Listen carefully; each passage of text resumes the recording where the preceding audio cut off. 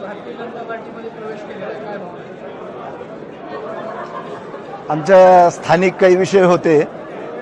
स्थानिक पातळीवर काम करताना, स्थानिक प्रश्न सोडवताना अनेक अडचणी येतात. भारतीय जनता पार्टीचं देशातलं आणि राज्यातलं जे शीर्ष नेतृत्व आहे त्यांच्या कामाची पद्धत, तसंच जिल्ह्यातले आमदार राणा जगजितसिंहजी पाटील साहेब, बसवराजी पाटील साहेब, सुजितसिंहजी ठाकूर साहेब, दत्ताभाऊ कुलकर्णी, मल्हारदादा पाटील साहेब, ह्या सगळ्यांच्या कामाची पद्धत बघितल्यावर आमच्या सगळ्यांना असं वाटलं, आमच्या नगरसेवकांना, की हे पाठबळ जर आपल्याला मिळालं आणि भाजपचे आधीचे 6 अधिक आम्ही येणारे 10 असे 16 जणांनी मिळून सभागृहात एक बुजरुटीने आवाज उठवला तर लोकांच्या प्रश्नाला आपण न्याय देऊ शकू.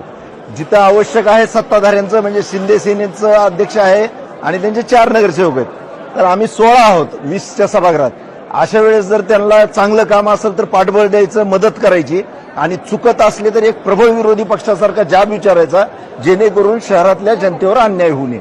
या भावनेनं आम्ही प्रवेश केलेला आहे आणि सगळेजण समाधानी आहेत.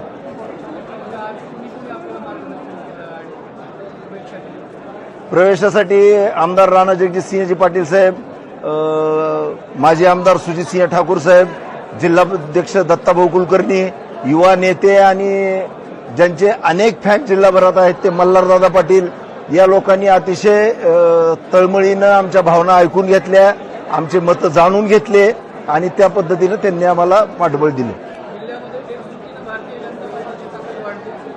100% वाढणार.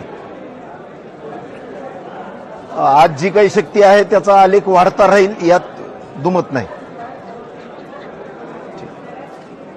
भारतीय जनता पार्टीचा विजय असो, भारतीय जनता पार्टीचा विजय असो.